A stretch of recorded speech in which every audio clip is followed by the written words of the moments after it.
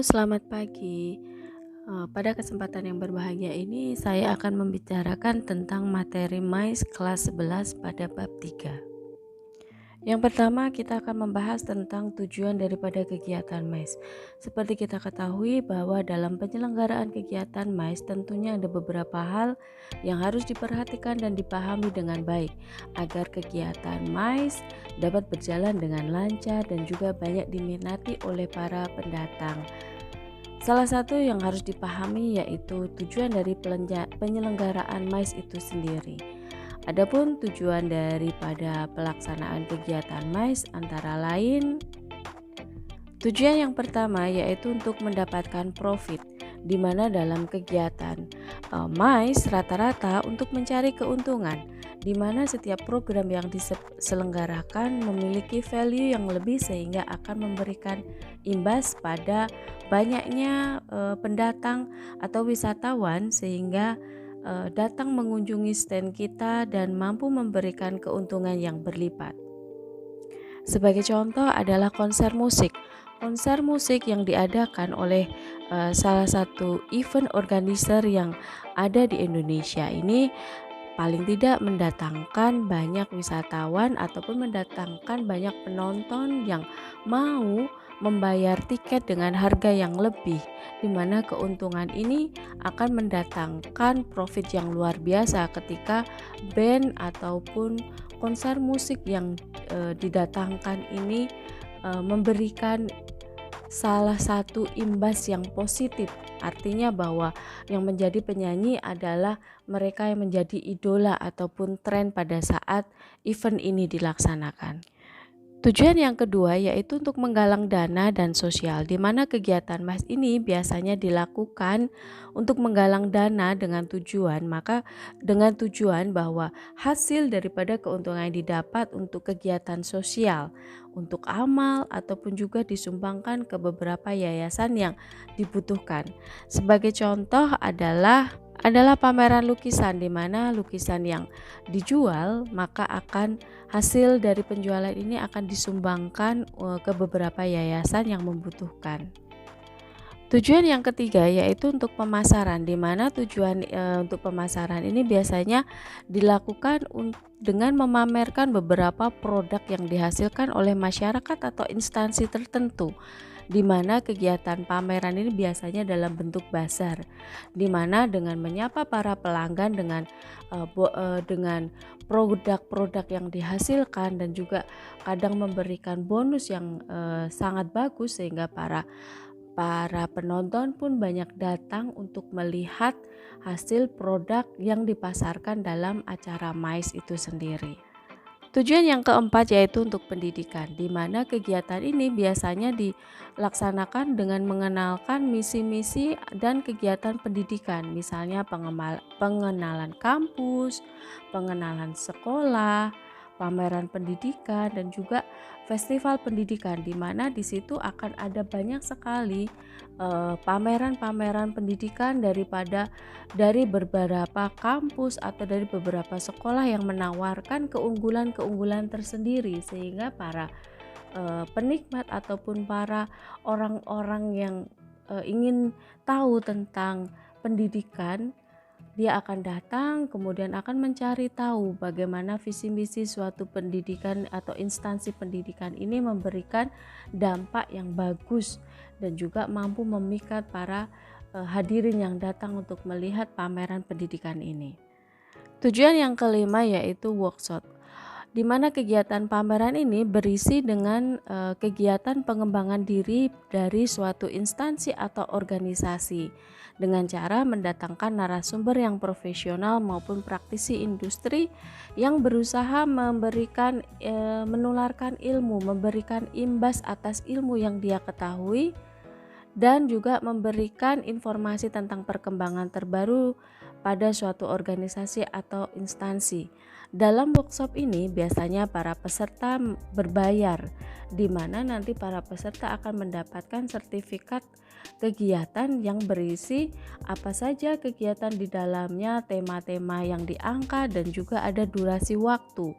Sebagai contoh, workshop penyusunan kurikulum terbaru, workshop pelatihan-pelatihan untuk mengantisipasi bahaya sampah dan lain sebagainya. Jadi siapapun yang ikut dalam workshop ini dia bukan hanya mendapatkan ilmu tetapi juga akan mendapatkan pengakuan dalam bentuk sertifikat di mana di dalamnya ada durasi waktunya.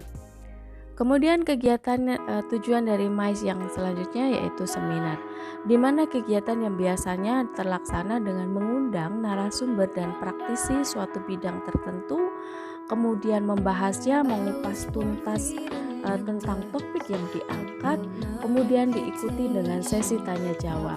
Sebagai contoh seminar remaja anti narkoba, di mana para pesertanya adalah para remaja. Kemudian narasumbernya adalah mereka yang ahli atau influencer anti narkoba, di mana di situ para peserta akan mengetahui segala sesuatunya tentang narkoba, bahayanya seperti apa, kemudian ditutup dengan sesi tanya jawab. Dan dalam seminar ini juga biasanya mereka akan mendapatkan sertifikat sebagai tanda keikutsertaan seminar tersebut. Kemudian yang perlu kita bahas di sini yaitu fungsi kegiatan MICE, di mana fungsi kegiatan MICE terdiri atas 4 hal, yaitu fungsi rekreasi, fungsi apresiasi, fungsi prestasi, dan fungsi edukasi.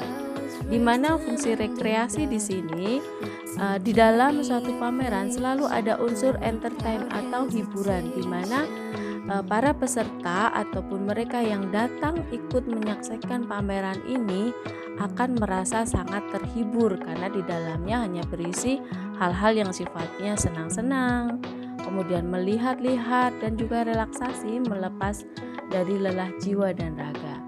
Kemudian fungsi yang selanjutnya yaitu fungsi apresiasi, di mana pameran ini berfungsi sebagai apresiasi, yaitu berupa pameran yang menghasilkan hasil karya seni, misalnya karya seni kriya dan seni rupa. Dengan adanya pameran hasil karya seni ini, maka apresiasi dapat dilakukan para pengunjung yang menikmatinya dengan cara membeli hasil daripada seni yang ditampilkan, seni yang dijual dalam suatu event MICE. Kemudian adalah fungsi prestasi, di mana fungsi prestasi ini merupakan ajang untuk memamerkan hasil prestasi yang telah dilakukan. Apresiasi ini dapat dikatakan sebagai ajang untuk mengembangkan bakat minat yang berhasil memenangkan suatu kompetisi tertentu. Dan yang terakhir adalah fungsi edukasi, di mana pameran ini berfungsi sebagai edukasi para tamu yang datang dalam pameran tersebut, sehingga para tamu bisa ikut belajar, ikut berpartisipasi, dan juga ikut menikmati hasilnya untuk dibawa pulang. Selanjutnya adalah jenis-jenis kegiatan MICE. Jenis-jenis kegiatan MICE dapat berdasarkan jumlah peserta, antara lain jumlah peserta pameran kelompok, pameran tunggal, dan pameran massal, di mana pameran kelompok merupakan pameran yang dilakukan dengan beberapa elemen atau beberapa golongan tertentu. Kemudian pameran tunggal yaitu pameran yang dilakukan secara pribadi atau personal.